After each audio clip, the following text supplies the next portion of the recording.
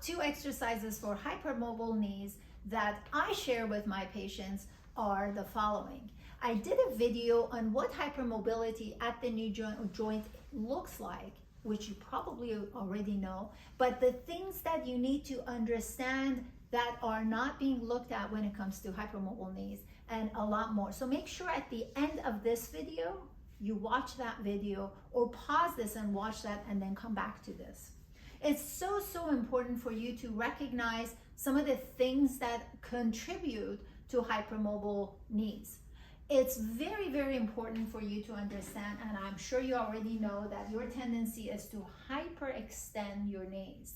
So hyperextension of the knees, and just bear with me, if my center of gravity was not forward, the posterior structures like the back of the knees would not need to pull me back.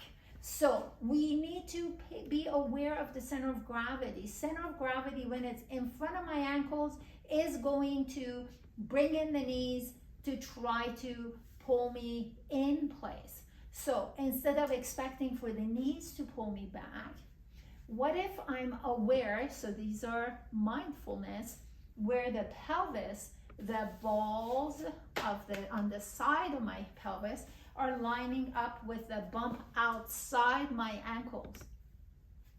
So as a hypermobile individual, proprioception is not the strongest forte. So place your hands on the bumps, on the balls outside here, and put something like mineral ice or something that will bring your awareness to the bump outside your ankles. So you are working on positioning your center of gravity from being forward to being at the right place.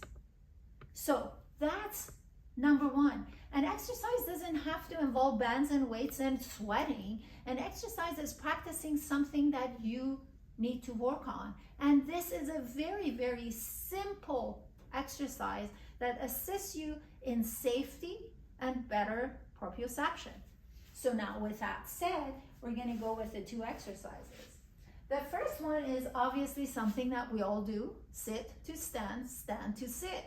So if I turn an activity of daily living into an exercise opportunity, then I am going to bring up my batting average and do a better job stabilizing my joints and putting less stress on the knee joint as the one joint that is trying to manage the whole weight of my body in better positioning.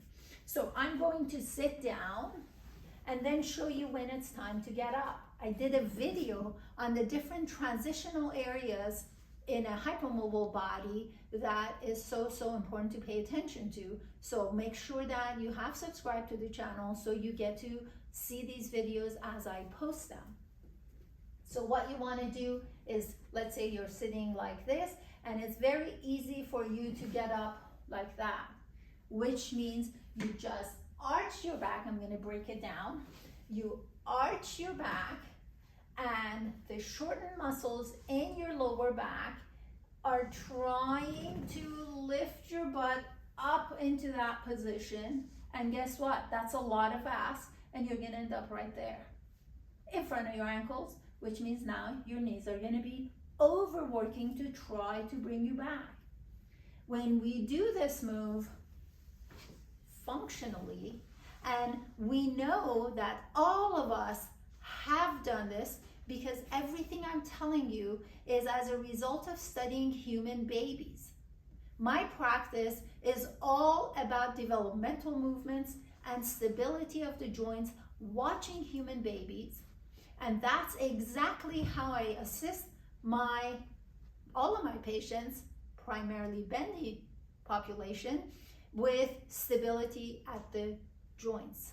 So we're going to be hinging forward, not bending forward, keeping your spine neutral, breathing biologically, which I've done videos on how that is done with better cueing for my bendy followers.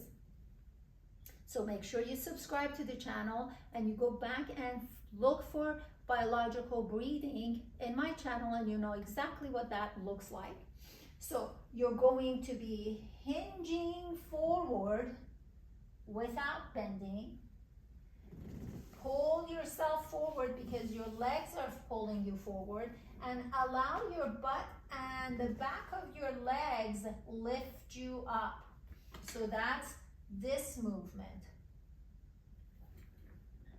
Now think about the back of your knees going towards the back wall.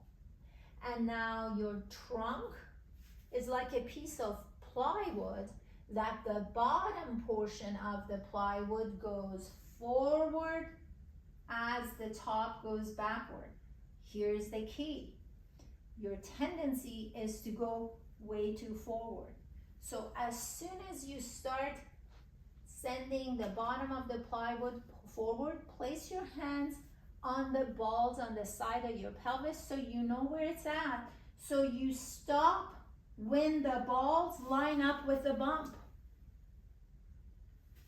You would think this would have come to you very easily, but you should know this is not a bendy issue. This is everyone's issue.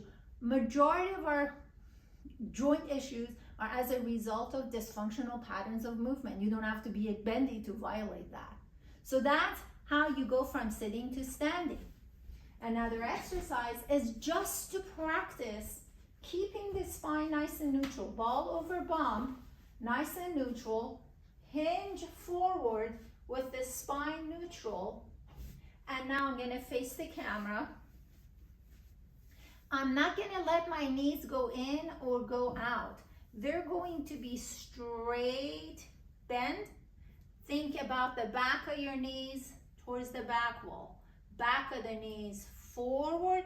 Back of the knees towards the back wall. Forward, back wall. The goal here is to not let the knees go in or out, and to not let your spine flex or extend. You've got to provide stability for the lower extremities to perform what they're very good at.